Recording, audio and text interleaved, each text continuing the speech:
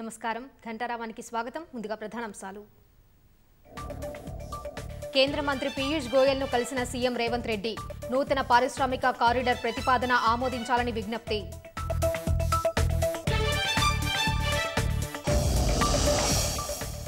MLC అభ్యర్థుల ఎంపిక, nominated పోస్టుల భర్తీపై సీఎం దృష్టి, అధిష్టానంతో చర్చలు, భవిష్యత్ కార్యాచరణపై సమాలోచనలు. ఈ ఏడాది 5 లక్షల ఎకరాల సాగే లక్ష్యమన్న మంత్రి ఉత్తమ్, తక్కువ వ్యయంతో ఎక్కువ ఆయకట్టుకు నీరిస్తామని స్పష్టీకరణ.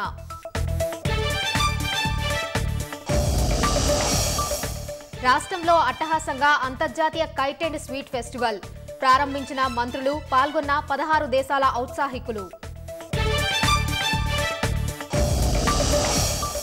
పండుగ వేళ సొంతూళ్లకు పయనమైన నగరవాసులు, ప్రయాణికుల సందడితో రద్దీగా మారిన రహదారులు.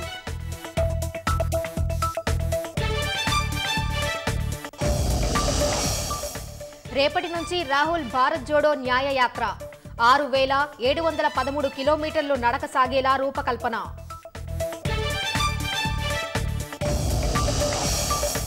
బియ్యం, గోధుమలు, చక్కెర ఎగుమతులపై నిషేధం ఎత్తివేయం, అలాంటి ప్రతిపాదనేది ప్రభుత్వానికి లేదన్న కేంద్ర ప్రభుత్వం.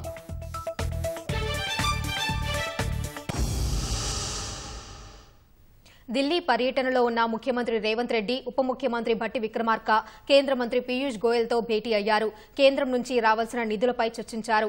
రాష్ట్రానికి సంబంధించిన పలు సమస్యలను కేంద్ర మంత్రి దృష్టికి తీసుకెళ్లారు. నూతన పారిశ్రామిక కారిడార్ ప్రతిపాదన ఆమోదం సహా రాష్ట్రానికి ఎన్డీసీ, మెగా లెదర్ పార్క్, ఐఐఐహెచ్టీ మంజూరు చేయాలని విజ్ఞప్తి చేశారు. పర్యటనలో భాగంగా ఎమ్మెల్సీ అభ్యర్థులు, నామినేటెడ్ పోస్టుల భర్తీపై ఏఐసీసీ అధ్యక్షుడు మల్లికార్జున ఖర్గే, పార్టీ సీనియర్ నేత కేసీ వేణుగోపాల్తో రేవంత్ రెడ్డి చర్చించారు. ఢిల్లీ పర్యటనలో ముఖ్యమంత్రి రేవంత్ రెడ్డి, ఉప ముఖ్యమంత్రి భట్టి విక్రమార్క తీరిక లేకుండా గడుపుతున్నారు. కాంగ్రెస్ అధిష్టానం పెద్దలు సహా కేంద్ర మంత్రి పీయూష్ గోయల్తో సమావేశమయ్యారు. హైదరాబాద్ వయా మిర్యాలగూడ, విజయవాడ నూతన పారిశ్రామిక కారిడార్ ఏర్పాటుకు ఆమోదం తెలపాలని కేంద్ర పరిశ్రమలు, వాణిజ్య శాఖ మంత్రి పీయూష్ గోయల్కు సీఎం రేవంత్ రెడ్డి విజ్ఞప్తి చేశారు. హైదరాబాద్ నాగ్పూర్ పారిశ్రామిక కారిడార్కు కేంద్ర ప్రభుత్వం తుది అనుమతులు మంజూరు చేయాలని కోరారు. కేంద్రం తుది అనుమతులు మంజూరు చేస్తే రాష్ట్రానికి 2,300 కోట్లు విడుదలవుతాయన్నారు. రాష్ట్రానికి సంబంధించిన పలు సమస్యలను సీఎం కేంద్ర మంత్రి దృష్టికి తీసుకెళ్లారు. హైదరాబాద్ వరంగల్ పారిశ్రామిక కారిడార్లో ప్రాధాన్యాంశంగా ఫార్మాసిటీని గత ప్రభుత్వం ప్రతిపాదించిందని, దానిని ఉపసంహరించుకుని నూతన ప్రతిపాదనలు పంపేందుకు అనుమతించాలని కేంద్ర మంత్రిని ముఖ్యమంత్రి కోరారు. యూపీఏ ప్రభుత్వ హయాంలో హైదరాబాద్కు నేషనల్ డిజైన్ సెంటర్ మంజూరు చేసిందని, నాటి కేంద్ర మంత్రి ఆనంద్ శర్మ దానికి శంకుస్థాపన చేశారని సీఎం రేవంత్ రెడ్డి కేంద్ర మంత్రి గోయల్కు గుర్తు చేశారు. రాష్ట్ర విభజన తర్వాత ఎన్డీసీని విజయవాడకు తరలించారని, తెలంగాణకు ఎన్డీసీ మంజూరు చేయాలని కోరారు. ఉమ్మడి రాష్ట్రంగా ఉన్నప్పుడు కేంద్ర ప్రభుత్వం నెల్లూరు జిల్లాకు మెగా లెదర్ పార్క్ మంజూరు చేసిందని కేంద్ర మంత్రితో ముఖ్యమంత్రి అన్నారు. కరీంనగర్, జనగాం జిల్లాల్లో లెదర్ పార్క్ ఏర్పాటుకు అవసరమైన భూములున్నాయని, కేంద్ర ప్రభుత్వం మెగా లెదర్ పార్క్ మంజూరు చేస్తే వెంటనే భూమి కేటాయిస్తామని సీఎం తెలిపారు. ఇది మంచి ప్రతిపాదన అని, ఇందుకు సంబంధించిన అంశాన్ని పరిగణలోకి తీసుకోవాలంటూ సమావేశంలో పాల్గొన్న అధికారులకు కేంద్ర మంత్రి సూచించారు. కేంద్ర ప్రభుత్వం పీఎం మిత్ర పథకంలో భాగంగా వరంగల్లోని మెగా టెక్స్టైల్ పార్కుకు బ్రౌన్ ఫీల్డ్ హోదా ఇచ్చిందని, దానికి గ్రీన్ ఫీల్డ్ హోదా ఇవ్వాలని కేంద్ర మంత్రిని ముఖ్యమంత్రి అభ్యర్థించారు.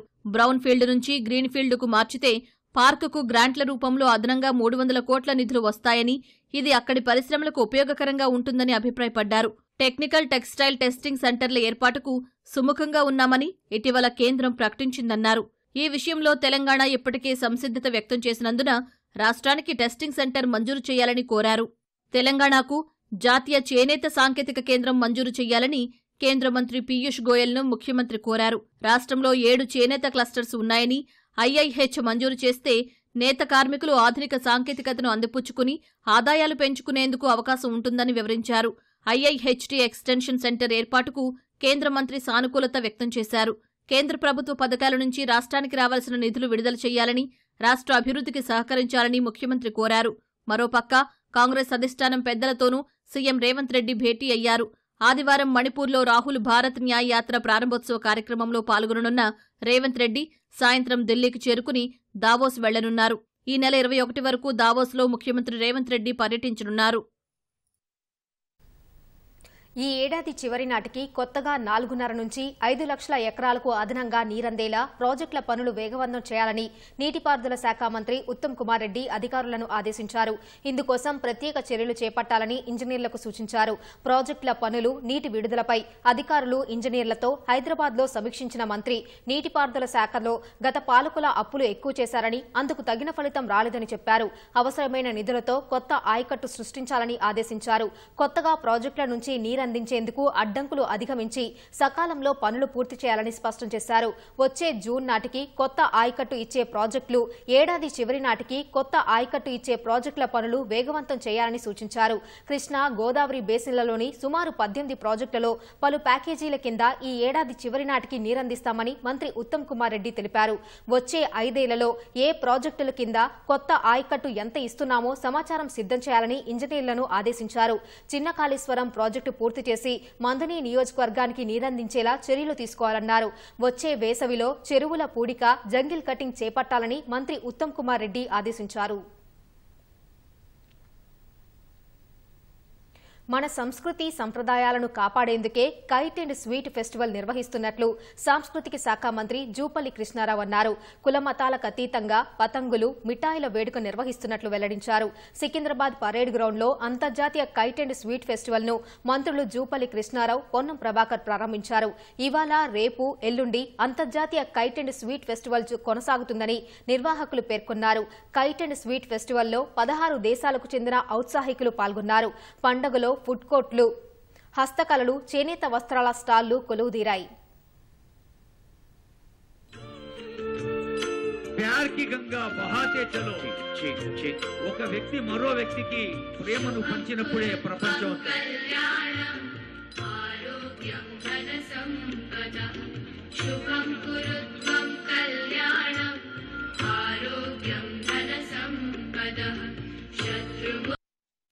అంటే మన సంస్కృతి, మన సాంప్రదాయం, మన పండుగలు, మన కళలు, మన ఆటలు, మన పాటలు కాపాడుకోవాల్సినటువంటి అవసరం ఉంది. మరి అందులో భాగంగానే జ్ఞప్తికి చేయాల్సిన అవసరం ఉంది. ఈ రోజు, రేపు, 3 రోజులు లక్షలాది మంది, సుమారుగా 15 లక్షల మంది పాల్గొనబోతా ఉన్నారు. వచ్చే సంవత్సరం నుంచి మండలాల్లో, గ్రామాల్లో కూడా మన యొక్క సంస్కృతి సాంప్రదాయాన్ని, పండుగని, గాలిపటాల పండుగని యొక్క పెద్ద ఎత్తున ఘనంగా కూడా జరుపుకున్నటువంటి కార్యక్రమానికి బాటలు వేసే కార్యక్రమం చేస్తాం. విదేశాల నుంచి ఇక్కడ దాకా హైదరాబాద్కి వచ్చి మనం చూస్తా ఉన్న పతంగులు, రంగురంగుల పతంగులు ఘనంగా ఎగరవేస్తా ఉన్నారు. ఇంత గొప్ప ఎత్తున, ఇంత పెద్ద ఎత్తున ఇటువంటి పండుగ చేసుకుంటా ఉన్నప్పుడు ఈ మైదానం కిక్కిరిసిపోవాలా అంటే ఈ పార్టిసిపేషన్ పెరగాల్సిన అవసరం ఉంది. ఈ ఉన్నంత కొద్ది కాలంలో, కొద్ది రోజుల్లో అన్ని రకాల ఆటలు, పాటలు, చదువు, సేవాభావం ఇవన్నీ కూడా కలగలిపి ఉంటేనే జీవితానికి ఒక సార్థకత ఉంటుంది. సంక్రాంతి రద్దీతో బస్టాండ్లు, రైల్వే స్టేషన్లు కిటకిటలాడుతున్నాయి. పండుగకు సొంతూళ్లకు వెళ్లే ప్రయాణికులతో ప్రయాణ ప్రాంగణాలు కిక్కిరిసిపోయాయి. హైదరాబాద్, విజయవాడ జాతీయ రహదారికి వాహనాలు పోటెత్తాయి. ఆయా టోల్గేట్ల వద్ద వాహనాలు బారులు తీరి రద్దీ నెలకొంది. ఆర్టీసీ ప్రత్యేక బస్సులతో ప్రయాణికులకు అవసరాలను తీరుస్తోంది. సంక్రాంతి కోసం హైదరాబాద్ నుంచి సొంతూళ్లకు వెళ్తున్న వారితో Hyderabad MGBS, Secunderabad JBS, LB Nagar, Uppal, Lingampally, Miyapur, KPHB బస్టాండ్లు కిక్కిరిసిపోయాయి. పెద్ద సంఖ్యలో ప్రజలు స్వస్థలాలకు వెళ్తుండటంతో బస్సుల్లో రద్దీ భారీగా కనిపిస్తోంది. మహిళలకు మహాలక్ష్మి పథకంలో భాగంగా ఉచిత బస్సు ప్రయాణం కల్పించడం వల్ల బస్సులు కిక్కిరిసిపోయాయి. పల్లె వెలుగు ఎక్స్ప్రెస్ల్లో కనీసం కాలు పెట్టే జాగా కనిపించడం లేదు. సీట్ల కోసం అతివలు పోటీ పడుతున్న దృశ్యాలు ఆయా ప్రయాణ ప్రాంగణాల్లో కనిపించింది. ప్రయాణికుల రద్దీకి తగ్గట్టుగా ఆర్టీసీ బస్సులను నడుపుతోంది. ప్రత్యేక బస్సులను నడుపుతూ ప్రజల అవసరాలను తీరుస్తోంది. సికింద్రాబాద్, కాచిగూడ, నాంపల్లి రైల్వే స్టేషన్లు సంక్రాంతికి ఊర్లకు వెళ్లేవారితో నిండిపోయాయి. దక్షిణ మధ్య రైల్వే పండుగ కోసం ప్రత్యేక రైళ్లు నడుపుతోంది.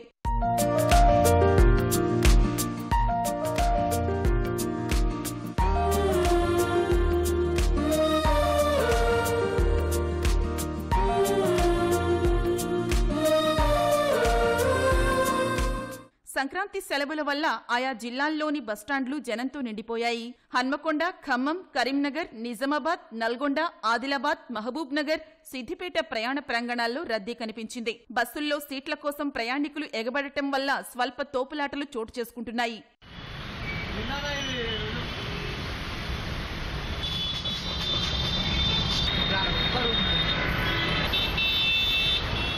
ఇక సొంత వాహనాల్లో స్వస్థలాలకు పయనమైన వారితో హైదరాబాద్ విజయవాడ, హైదరాబాద్ వరంగల్, హైదరాబాద్ కరీంనగర్, హైదరాబాద్ కర్నూలు రహదారులపై విపరీతంగా రద్దీ పెరిగిపోయింది. ప్రధానంగా హైదరాబాద్ విజయవాడ రహదారిపై వాహనాల వేగం నత్తను తలపిస్తోంది.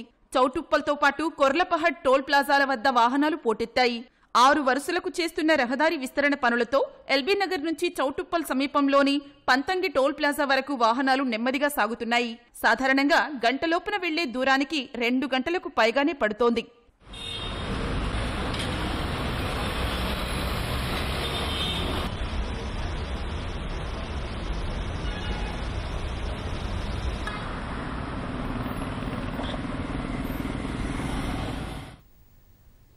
సంక్రాంతి పండుగ వేడుకల కోసం ఢిల్లీ వెళ్తున్నట్లు గవర్నర్ తమిళిసై సౌందరరాజన్ చెప్పారు.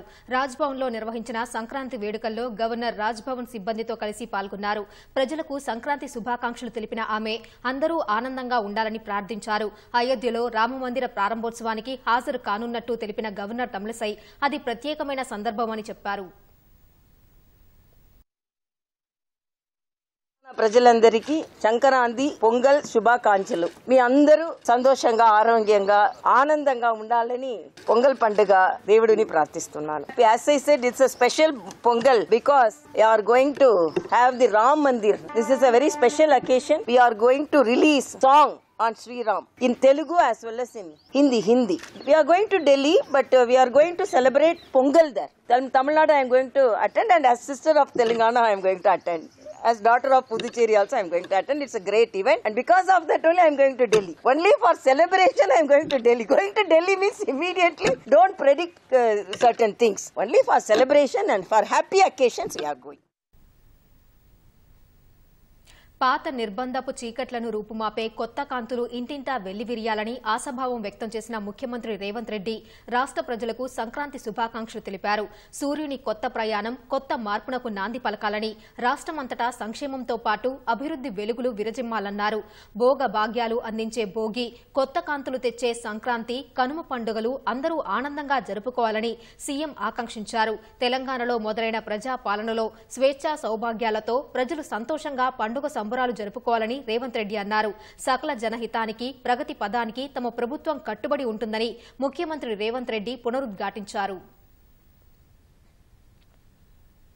సంక్రాంతి పండుగను రాష్ట్రంలోని వివిధ ప్రాంతాల్లో వేడుకలా జరుపుకుంటున్నారు. సిద్దిపేట కోమటి చెరువు వద్ద పతంగుల పండుగలో మాజీ మంత్రి హరీష్ రావు పాల్గొన్నారు. సంస్కృతి సంప్రదాయాలను కాపాడాల్సిన బాధ్యత అందరిపై ఉందని వ్యాఖ్యానించారు. యువత ప్రతి అంశంలో స్ఫూర్తిగా నిలవాలని హరీష్ రావు ఆకాంక్షించారు.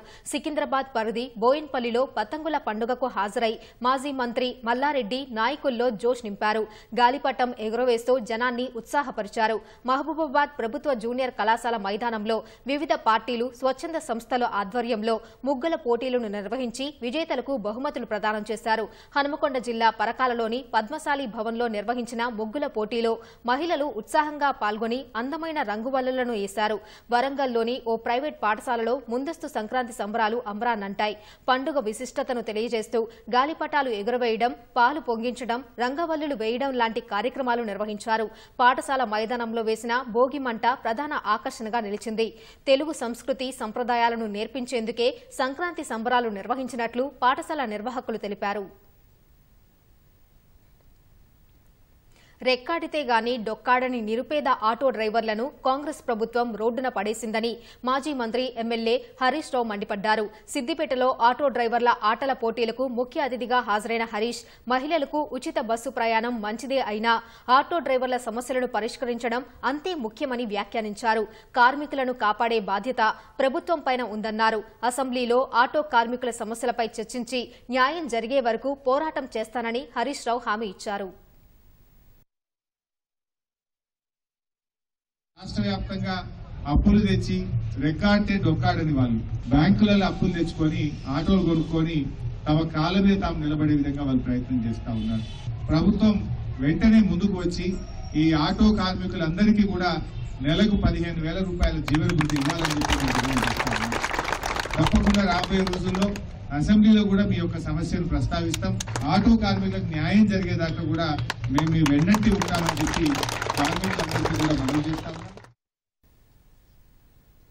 మాజీ ముఖ్యమంత్రి చంద్రబాబుని కలవడం సత్సంబంధాలు మెరుగుపరుచుకోవడం కోసమేనని రాజకీయ కోణంలో చూడొద్దని వైఎస్ షర్మిల అన్నారు. తన కుమారుడు రాజారెడ్డి వివాహానికి చంద్రబాబు కుటుంబాన్ని ఆహ్వానించేందుకు హైదరాబాద్లోని చంద్రబాబు నివాసానికి వెళ్లారు. చంద్రబాబుతో అరగంట సేపు సమావేశమైన షర్మిల తన తండ్రి వైఎస్ఆర్తో చంద్రబాబు మధ్య సంబంధాలపైనే ఎక్కువసేపు మాట్లాడినట్లు చెప్పారు. తమ పెళ్లిళ్లకు చంద్రబాబు వచ్చి దీవించారని, తన కుమారుడి పెళ్లికి వచ్చి ఆశీర్వదించాలని కోరినట్టు వివరించారు. కాంగ్రెస్ ఏ బాధ్యతలు అప్పగించినప్పటికీ శిరసావహిస్తానని షర్మిల తెలిపారు. చంద్రబాబు గారిని కలవడం ఏ విధంగా చూడొచ్చు అంటే, ఒక ఫ్రెండ్లీ ఎన్వైరన్మెంట్ లో అందరం చూస్తే బాగుంటుంది. On a friendly note, personal గా బిటర్నెస్ ఉండకూడదు, అందరం ఫ్రెండ్లీగా ప్రజల కోసం పని చేయాలి అన్నది కాన్సెప్ట్. ఇప్పుడు కూడా చంద్రబాబు గారిని పెళ్లికి మాత్రమే పిలవడానికి వచ్చాము. ఇది పొలిటికల్ కానే కాదు. చంద్రబాబు గారు ఒక తెలుగుదేశం పార్టీకి నాయకుడు, నేను కాంగ్రెస్ పార్టీలో ఒక కార్యకర్తను. మాకు రాజకీయంగా ఏ లావాదేవీలు ఉండదు, ఉండకూడదు, ఉండబోవు కూడా. కాంగ్రెస్ అగ్రనేత రాహుల్ గాంధీ మరో యాత్రకు సిద్దమవుతున్నారు. న్యాయం కోసం పోరాటం నినాదంతో ఆదివారం నుంచి రాహుల్ యాత్రను ప్రారంభించనున్నారు. భారత్ జోడో యాత్రతో కన్యాకుమారి నుంచి కశ్మీర్ వరకు 3,500 కిలోమీటర్లు పాదయాత్ర చేసిన రాహుల్ ఇప్పుడు భారత్ జోడో న్యాయ యాత్రకు శ్రీకారం చుట్టనున్నారు. 6,713 కిలోమీటర్లు సాగే ఈ న్యాయ యాత్ర 100 జిల్లాలు, 100 లోక్సభ స్థానాలను కవర్ చేసేలా రూపకల్పన చేశారు. సార్వత్రిక ఎన్నికలు సమీపిస్తున్న సమయాన కాంగ్రెస్ పార్టీ మరో యాత్రకు సిద్దమైంది. 2022 సెప్టెంబరులో కన్యాకుమారి నుంచి కశ్మీర్ వరకు 3,500 కిలోమీటర్ల పాదయాత్ర చేసిన కాంగ్రెస్ అగ్రనేత రాహుల్ గాంధీ మరోసారి యాత్రకు సిద్దమయ్యారు.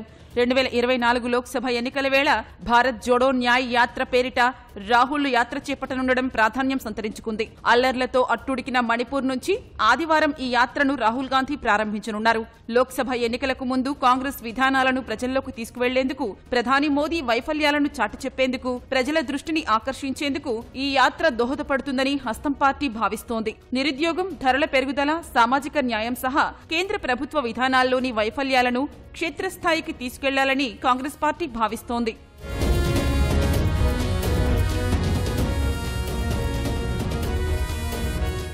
రాహుల్ గాంధీ చేపట్టనున్న భారత్ జోడో న్యాయ్ యాత్ర మణిపూర్ నుంచి ప్రారంభమై 15 రాష్ట్రాల్లోని 100 లోక్సభ నియోజకవర్గాల గుండా సాగుతుంది. ముందుగా నిర్ణయించినట్లు మణిపూర్ రాజధాని ఇంఫాల్ నుంచి కాకుండా తౌబాల్ జిల్లాలోని ఓ ప్రైవేటు గ్రౌండ్ నుంచి యాత్ర ప్రారంభం కానుంది. కాంగ్రెస్ అధ్యక్షుడు మల్లికార్జున్ ఖర్గేతో పాటు పార్టీ అగ్రనేతలందరూ భారత్ జోడో న్యాయ్ యాత్రను జెండా ఊపి ప్రారంభించనున్నారు. భారత్ జోడో న్యాయ్ యాత్ర బస్సుల్లోనే కాకుండా కాలినడకన కూడా 6,713 కిలోమీటర్ల దూరం సాగనుంది. ఈ యాత్ర 67 రోజుల్లో 110 జిల్లాలు, 100 లోక్సభ స్థానాలు, 337 శాసనసభ నియోజకవర్గాల్లో సాగుతుందని కాంగ్రెస్ పార్టీ తెలిపింది.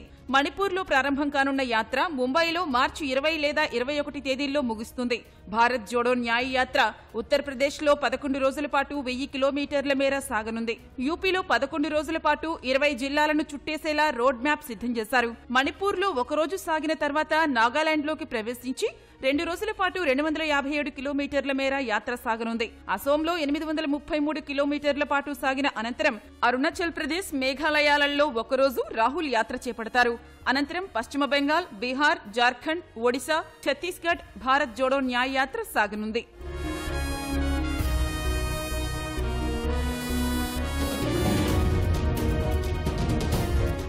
భారత్ జోడో న్యాయ్ యాత్రలో రోజుకు 2 సార్లు పౌర సమాజ సభ్యులు, సంస్థలతో రాహుల్ గాంధీ మాట్లాడుతారు. 2022 సెప్టెంబర్ 7న ప్రారంభమైన భారత్ జోడో యాత్ర హిమాచల్ ప్రదేశ్, కర్ణాటక, తెలంగాణల్లో జరిగిన అసెంబ్లీ ఎన్నికల్లో కాంగ్రెస్ గెలుపునకు కారణమైంది. అప్పుడు భారత్ జోడో యాత్ర 12 రాష్ట్రాలు, 2 కేంద్రపాలిత ప్రాంతాల్లో 75 జిల్లాలు, 76 లోక్సభ నియోజకవర్గాలను కవర్ చేసింది. 100 లోక్సభ స్థానాలు, 337 శాసనసభ నియోజకవర్గాలను రాహుల్ యాత్ర చుట్టేయనుంది.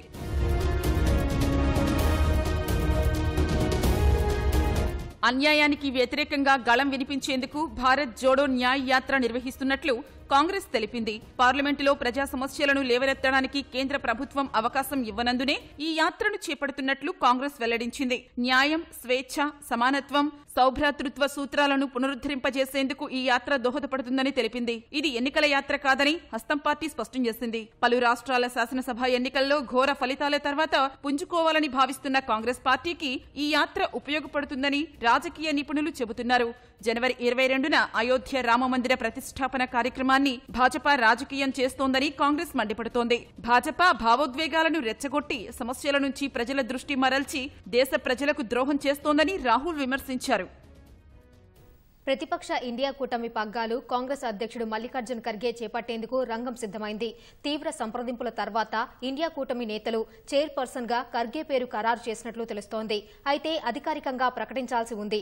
వచ్చే లోక్సభ ఎన్నికల్లో భారతీయ జనతా పార్టీ సమర్థంగా ఎదుర్కొనేందుకు 28 ప్రతిపక్ష పార్టీలు ఇండియా కూటమిగా ఏర్పడ్డాయి. ఈ నేపథ్యంలో సీట్ల సర్దుబాటు, కూటమి చైర్పర్సన్, కన్వీనర్ నియామకం, లోక్సభ ఎన్నికల్లో అనుసరించాల్సిన వ్యూహాలు, రాహుల్ చేపట్టే భారత్ జోడో న్యాయయాత్ర కూటమి నేతల హాజరు అంశాలు అజెండాగా ఇండియా కూటమి నేతలు ఇవాళ వర్చువల్ గా సమావేశమయ్యారు.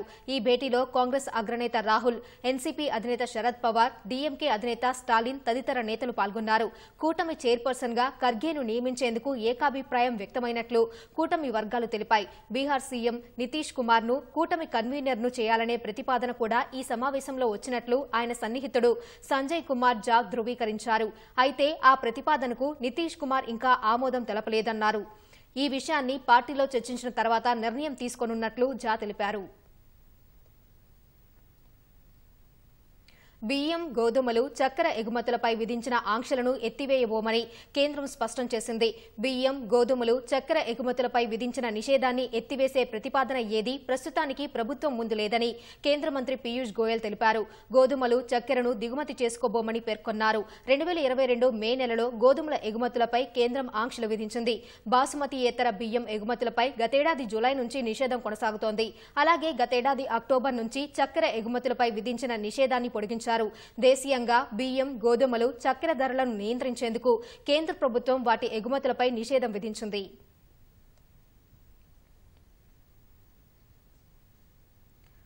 మద్యం విధానం కుంభకోణం కేసులో ఢిల్లీ సీఎం అరవింద్ కేజ్రీవాల్ కు 4వసారి ఎన్ఫోర్స్మెంట్ డైరెక్టరేట్ నోటీసులు జారీ చేసింది.